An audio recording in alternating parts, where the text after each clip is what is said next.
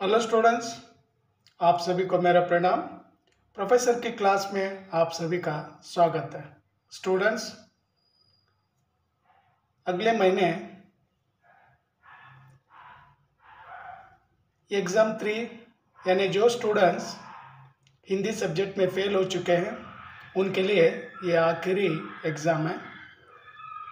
और इस आखिरी एग्ज़ाम में अगर आपको पास होना है या पासिंग मार्क्स अगर लेना है तो आपको ट्रिक्स क्या है बताऊंगा और इजी से आप लोग लिख कर पास हो जाते हैं। स्टूडेंट्स, जो भी मेरे चैनल पर नए हैं सब्सक्राइब कर लीजिए और वीडियो को देखते रहिए।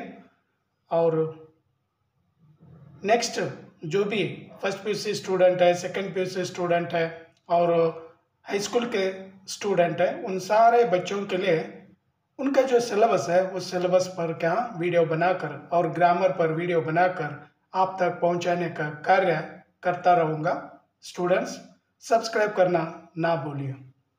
ಸ್ಟೂಡೆಂಟ್ಸ್, ಯಾರೆಲ್ಲ ನನ್ನ ವಿಡಿಯೋ ನೋಡ್ತಾ ಇದ್ದೀರಾ, ನನ್ನ ಚಾನಲಲ್ಲಿ ಹೊಸಬ್ರು ಇದ್ದೀರಾ, ಸೊ ಸಬ್ಸ್ಕ್ರೈಬ್ ಆಗಿ.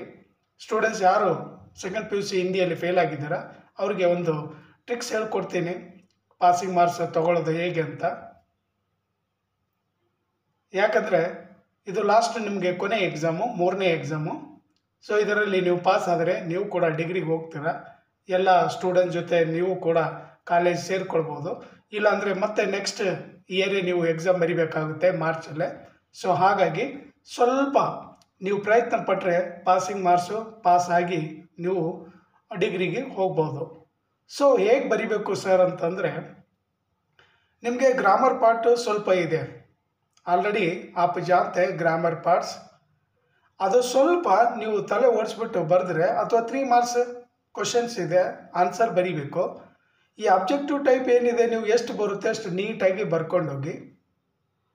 ಆಮೇಲೆ ಫಿಲ್ ಇನ್ ದ ಬ್ಲಾಂಕ್ಸ್ ಅಲ್ಲೇ ಇರುತ್ತೆ, ಅಲ್ಲೇ ನೀವು ಒಂದೊಂದು, ಯಾಕಂದರೆ ಆಲ್ರೆಡಿ ನಿಮಗೆ ಎಕ್ಸ್ಪೀರಿಯೆನ್ಸ್ ಆಗಿದೆ, 2 ಎಕ್ಸಾಮ್ ನೀವು ಬರೆದಿದ್ದೀರಾ. ಸೊ 2 ಎಕ್ಸಾಮಲ್ಲಿ ನೀವು ಏನು ತಪ್ಪು ಮಾಡಿದ್ದೀರಾ ಆ ತಪ್ಪು 3ನೇ ಎಕ್ಸಾಮಲ್ಲಿ ಮಾಡಬೇಡಿ. So fill in the blanks, match the following, ಈ 2 ಆದಮೇಲೆ ನೆಕ್ಸ್ಟು 3 ಮಾರ್ಕ್ಸ್ ಕ್ವಶನ್ಸ್ ಬಂದುಬಿಡುತ್ತೆ. ನಿಮಗೆ ಆನ್ಸರ್, ಕರೆಕ್ಟ್ ಆನ್ಸರ್ ಗೊತ್ತಿಲ್ಲ ಅಂದರೂ ಅಟ್ಲೀಸ್ಟ್ ಆ ಲೆಸನ್ ಅಥವಾ ಆ ಸ್ಟೋರಿ ರಿಲೇಟೆಡ್ ಏನಾದರೂ ಸ್ವಲ್ಪ ಗೊತ್ತಿರುತ್ತಲ್ಲ, ಅಷ್ಟೇ ಒಂದು 5-6 ಲೈನ್ಸಲ್ಲಿ ಬರೆದ್ಬಿಡಿ. ಸೊ ಮಾರ್ಕ್ಸ್ 1, 2, 1.5 ಮಾರ್ಕ್ಸು, ಹಾಫ್ ಅಂತೂ ಕೊಡೋಂಗಿಲ್ಲ. ಸೊ 1 ಮಾರ್ಕ್ಸು, 1, 2 ಮಾರ್ಕ್ಸು ಬಂದುಬಿಡುತ್ತೆ. ಬಟ್ ನಿಮಗೆ ಇಲ್ಲಿ ಪ್ರಾಬ್ಲಮ್ ಏನಂದರೆ ರೈಟಿಂಗ್ ಸ್ಕಿಲ್ ಇರಬೇಕು. ಸೊ ಸ್ವಲ್ಪ ರೈಟಿಂಗ್ ಸ್ಕಿಲ್ ಇದ್ದರೆ ಆಟೋಮೆಟಿಕ್ಕಾಗಿ ನೀವು ಪಾಸಿಂಗ್ ಮಾರ್ಕ್ಸ್ ತೊಗೊಳ್ತೀರ. ಸೊ 3 ಮಾರ್ಕ್ಸ್ ಆನ್ಸರು ನಿಮಗೆ ಗೊತ್ತಿದ್ದರೆ ಚೆನ್ನಾಗಿ ಬರಿಬೋದು. ಸೊ ಗೊತ್ತಿಲ್ಲ ಸರ್, ಸುಮ್ಮನೆ ನನಗೆ ಅಲ್ಲಿ ಇಲ್ಲಿ ಸ್ಟೋರಿ ಗೊತ್ತು, 1-2 ಕ್ಲಾಸ್ ಅಟೆಂಡ್ ಮಾಡಿದ್ದೀನಿ, ಆ ಟೈಮಲ್ಲಿ ಏನೋ ಆ ಲೆಸನ್ ಬಗ್ಗೆ ಕೇಳಿದ್ದೀನಿ ಅಂದರೆ ಅಟ್ಲೀಸ್ಟ್ ರಿಲೇಟೆಡು ಆ ಲೆಸನ್, ಆ ಸ್ಟೋರಿ ಬಗ್ಗೆ ಬರೆದ್ಬಿಡಿ. ಸೊ ಮಾರ್ಕ್ಸ್ ಬಂದುಬಿಡುತ್ತೆ. ಸೊ ಇದು ಆಯಿತು. ಸಂದರ್ಭ ಕೂಡ ಹಾಗೆ, ನೀವು ಫಸ್ಟ್ ನೀವು ಚೆನ್ನಾಗಿ ಓದ್ಕೊಂಡ್ರೆ ಸಂದರ್ಭ ಬರೀಲಿಕ್ಕೆ ಬರುತ್ತೆ, ಇಲ್ಲಾಂದರೆ ಆಗಲ್ಲ. ಆಮೇಲೆ ಪೋಯಮ್ ಮೇಲೆ ಕ್ವಶನ್ಸ್ ಕೇಳಿರ್ತಾನೆ, ಅದು ನೀವು ಚೆನ್ನಾಗಿ ಓದ್ಕೊಂಡ್ರೆ ಬರೀಲಿಕ್ಕೆ ಆಗುತ್ತೆ, ಅದು ಕೂಡ ನಿಮಗೆ ಆಗಲ್ಲ. ಸೊ ಹೀಗಾಗಿ ನೀವು ಗ್ರಾಮರ್ ಪಾರ್ಟ್ ಬಂದರೆ ಅಲ್ಲೇ ಫಿಲ್ ಇನ್ ದ ಬ್ಲ್ಯಾಂಕ್ಸ್ ಇರುತ್ತೆ, ಅಲ್ಲೇ ಏನೋ ಸ್ವಲ್ಪ ಇದು ಮಾಡಿಕೊಂಡು ಮ್ಯಾಚ್ ದಿ ಫಾಲೋಯಿಂಗ್ ಅಲ್ಲೇ ಏನೋ 1-2 ಆನ್ಸರ್ ಕರೆಕ್ಟ್ ಆದರೆ ಮ್ಯಾಚ್ ದಿ ಫಾಲೋಯಿಂಗು 3-4 ಕರೆಕ್ಟ್ ಆಗಿಬಿಡುತ್ತೆ. ಅದಾಯ್ತಲ್ವಾ. ಲೆಟರ್ ರೈಟಿಂಗ್ ಮಾತ್ರ ಚೆನ್ನಾಗಿ ಬರೀಬೇಕು. ಸೊ ಜಸ್ಟು ಲೆಟರ್ ರೈಟಿಂಗ್ ನೀವು ಫಾರ್ಮೆಟ್ ಏನಿದೆ ಅಲ್ವಾ, ಆ ಫಾರ್ಮೆಟು ನೆನ್ಪಿಟ್ಕೊಂಡು ನೀವು ಲೆಟರ್ ರೈಟಿಂಗ್ ಬರೆದ್ರೂ ಕೂಡ ನಿಮ್ಗಲ್ಲಿ ಮಾರ್ಕ್ಸ್ ಬಂದುಬಿಡುತ್ತೆ. ಸೊ 2-3 ಮಾರ್ಕ್ಸ್ ಬಂದುಬಿಡುತ್ತೆ.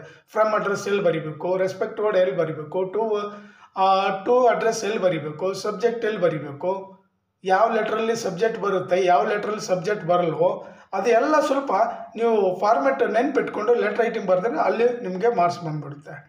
ಸೊ ಇವಾಗ ನಾನು ಟ್ರಿಕ್ ಕೊಡೋದು ಏನಂದರೆ, ಈ ಪ್ಯಾಸೇಜ್ ಇದೆ ಅಲ್ವಾ, 5 ಮಾರ್ಕ್ಸ್ ಅಲ್ಲೋ ಪ್ಯಾಸೇಜು, ಸಪೋಸ್ ಒಂದು 10 ಲೈನ್ಸ್ ಇದೆ ಅಂತ ಇಟ್ಕೊಳ್ಳಿ, ಅಥವಾ 12 ಅಥವಾ 13 16 ಲೈನ್ಸ್ ಇದೆ ಅಂತ ಇಟ್ಕೊಳ್ಳಿ. ಸೊ ನಿಮಗೆ ಕೇಳಿರ್ತಾನೆ ಅಲ್ಲಿ 5 ಕ್ವಶನ್ಸು, ನಿಮಗೆ ಆನ್ಸರ್ ಗೊತ್ತಿಲ್ಲ, ನಿಮಗೆ ಅರ್ಥನೇ ಆಗ್ತಾಯಿಲ್ಲ ಅಂತ ಇಟ್ಕೊಳ್ಳಿ. ಅಂಥ ಟೈಮಲ್ಲಿ ಏನು ಮಾಡಿ, ಫಸ್ಟ್ ಕ್ವಶನ್ ಇರುತ್ತಲ್ಲ, ಫಸ್ಟ್ ಕ್ವಶನಿಗೆ ಒಂದು 10 ಇದೆ ಅಂತ ಇಟ್ಕೊಳ್ಳಿ, 10 ಲೈನ್ಸ್ ಇದೆ, 2 ಲೈನ್ಸ್ ಆನ್ಸರು ಬರೆದ್ಬಿಡಿ. ಅರ್ಥ ಆಗ್ತಾ ಇದೆ ಸ್ಟೂಡೆಂಟು? 2 ಲೈನ್ಸ್ ಆನ್ಸರ್ ಬರೆದ್ಬಿಡಿ, ಅಲ್ಲೇ ಕೊಟ್ಟಿರ್ತಾನೆ ಪ್ಯಾಸೇಜ್, 2 ಲೈನ್ ಬರೆದ್ಬಿಡಿ. ಸೆಕೆಂಡ್ ಕ್ವಶನಿಗೆ ಮತ್ತೆ ಕಂಟಿನ್ಯೂ 2 ಲೈನ್ಸ್ ಬರೆದ್ಬಿಡಿ. ಆಮೇಲೆ ಮತ್ತೆ ಥರ್ಡ್ ಕ್ವಶನಿಗೆ ಮತ್ತೆ 2 ಲೈನ್ಸ್ ಇರುತ್ತಲ್ಲ ಅದು ಬರೆದ್ಬಿಡಿ. ಮತ್ತೆ 4 ಕ್ವಶನಿಗೆ ಮತ್ತೆ 2 ಲೈನ್ಸ್ ಬರೆದ್ಬಿಡಿ. ಲಾಸ್ಟ್ 5th ಕ್ವಶನಿಗೆ ಮತ್ತೆ ಲಾಸ್ಟ್ 2 ಲೈನ್ಸ್ ಬರೆದ್ಬಿಡಿ. ಆ 2 ಲೈನ್ಸಲ್ಲಿ ಈ ಕ್ವಶನ್ಗಳ ಆನ್ಸರ್ ವರ್ಡ್ ಇದೆ ಏನಿದೆಯಲ್ಲ, ಆನ್ಸರ್ ವರ್ಡ್ 2 ಸೆಂಟೆನ್ಸಲ್ಲೇ ಇದ್ದುಬಿಡುತ್ತೆ. ಸೊ ಹಾಗಾಗಿ ನಿಮಗೆ ಮಾರ್ಕ್ಸ್ ಬಂದ್ಬಿಡುತ್ತೆ. सो स्वल्पने आप दिमाग चलाइए और दिमाग चलाकर जो ट्रिक मैं जो आपको दे रहा हूँ, मैं जो आपको कह रहा हूँ, ये थोड़ा सा भी अगर आप अप्लाई अगर करेंगे या इस्तेमाल अगर करेंगे तो आप निश्चित रूप से हिंदी में क्या पास हो जाएंगे. तो इसीलिए आपको ये बात कह रहा हूँ कि आप निरंतर क्या इस तरह से करिए. सो ಇದು ಆಯ್ತಲ್ವಾ, ಪ್ಯಾಸೇಜು ಈ ಥರ ಮಾಡಿ, ಲೆಟ್ ರೈಟಿಂಗು ಫಾರ್ಮೇಟ್ ನೋಡಿಕೊಂಡು ಚೆನ್ನಾಗಿ ಫಾರ್ಮೇಟ್ ಹಾಕಿದ್ರು ಕೂಡ ಮಾರ್ಕ್ಸ್ ಬಂದುಬಿಡುತ್ತೆ. ಅಂದರೆ ಫ್ರಮ್ ಅಡ್ರೆಸ್ಗೆ ಇದಕ್ಕೆ ಅದಕ್ಕೆ ಇದಕ್ಕೆ ಅಂತ ಒಂದೊಂದು ಮಾರ್ಕ್ಸ್ ಎಲ್ಲ ಕೌಂಟ್ ಮಾಡ್ತೀವಿ. ಅದಾಯ್ತಲ್ಲ ಟ್ರಾನ್ಸ್ಲೇಷನು. ಸೊ ಟ್ರಾನ್ಸ್ಲೇಷನಲ್ಲೂ ನಿಮಗೆ ಏನು ಅರ್ಥ ಆಗಲಿಲ್ಲ, ನಿಮಗೆ ಸ್ವಲ್ಪ ಕನ್ನಡ ಬರುತ್ತೆ ಅಥವಾ ಕನ್ನಡ ಮೀಡಿಯಮ್ ಸ್ಟೂಡೆಂಟ್ಸ್ ಇದ್ದೀರಾ ಅಥವಾ ಕನ್ನಡ ಬರುತ್ತೆ ಅಂತ ಇಟ್ಕೊಳ್ಳಿ, ಏನೋ ನಾನು ಏನೋ ಹಿಂದಿ ತೊಗೊಳ್ಬೇಕಂತ ಹಿಂದಿ ಓದಬೇಕಂತ ಹಿಂದಿ ತೊಗೊಂಡಿದ್ದೀನಿ ಸರ್, ಸ್ವಲ್ಪ ಬರುತ್ತೆ. ಆ ಕನ್ನಡ ಸೆಂಟೆನ್ಸ್ ಏನಿದೆ ಆ ಸೆಂಟೆನ್ಸನ್ನು ಸ್ವಲ್ಪ ಹಿಂದಿ ವರ್ಡ್ಸ್ 1-2 ಮಿಕ್ಸ್ ಮಾಡಿ ಆ ಲೈನ್ಸ್ ಹಾಗೆ ಟ್ರಾನ್ಸ್ಲೇಟ್ ಮಾಡಿದ್ರೆ ಮಾರ್ಕ್ಸ್ ಬಂದ್ಬಿಡುತ್ತೆ. ಸೊ ಇದೆಲ್ಲ ಯಾಕೆ ಹೇಳ್ತಾ ಇದ್ದೀನಿ ಅಂದರೆ, ಇವಾಗ ಇನ್ನೂ ಮತ್ತೆ ಗ್ರಾಮರ್ ಪಾರ್ಟ್ಸ್ ಇದೆ, ಚೇಂಜ್ ದಿ ಜೆಂಡರ್ ಅಂತಿದೆ. ಅಂದರೆ ಸ್ತ್ರೀಲಿಂಗ್ ಪುಲ್ಲಿಂಗು ಬರಿಬೇಕು, ಸ್ತ್ರೀಲಿಂಗ್ ಕೊಟ್ಟರೆ ಪುಲ್ಲಿಂಗ್ ಬರಿಬೇಕು, ಪುಲ್ಲಿಂಗ್ ತುಂಬ ಅಲ್ಲೇ ಇರುತ್ತೆ ಈಸಿಯಾಗಿ. ನೀವು ಎಷ್ಟೋ ನಿಮ್ಮ ಲೈಫಲ್ಲಿ ಅಂಥ ವರ್ಡ್ಸ್ಗಳೆಲ್ಲ ಕೇಳಿರ್ತಾರ, ಅಪೋಸಿಟ್ ವರ್ಡ್ ಥರ ನೀವು ಬರೆದ್ಬಿಡಿ.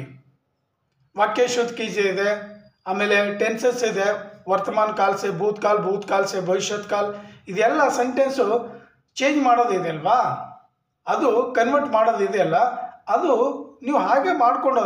ಬಟ್ ಏನು ಗೊತ್ತಾ, ನೀವು ಏನಾದರೂ ನೀವು ಬರೆದ್ಬಿಡಿ, ಏನಾದರೂ ಬರ್ಕೊಂಡು ಹೋಗಬೇಕು. ಸ್ವಲ್ಪ ಸ್ಟೂಡೆಂಟ್ ಏನು ಮಾಡ್ತಾರಂದರೆ ಎಲ್ಲ 1-2 ಬರೆದ್ಬಿಟ್ಟು ಎಲ್ಲ ಪೇಪರ್ ಖಾಲಿ ಆಗಿಬಿಡ್ತಾರೆ. ಓಕೆ, ನೀವು ಗೆಟ್ ಮಾರ್ಕ್ಸ್.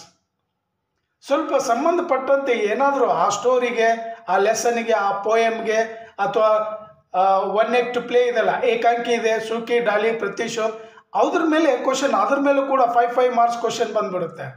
ಸೊ ಸ್ಟೋರಿ ಏನಾದರೂ ಸ್ವಲ್ಪ ನೀವು ಬರೆದ್ರೆ ಅಟ್ಲೀಸ್ಟ್ 1 ಮಾರ್ಕ್ಸ್ ಆದರೂ ಬಂದ್ಬಿಡುತ್ತೆ. ನೀವು ಏನೂ ಬರೆಯಲ್ಲ, ಎಲ್ಲ ಪೇಪರ್ ಬ್ಲ್ಯಾಂಕ್ ಆಗಿ ಕೊಟ್ಟರೆ ನಿಮಗೆ ಮಾರ್ಕ್ಸ್ ಯಾರು ಕೊಡ್ತಾರೆ?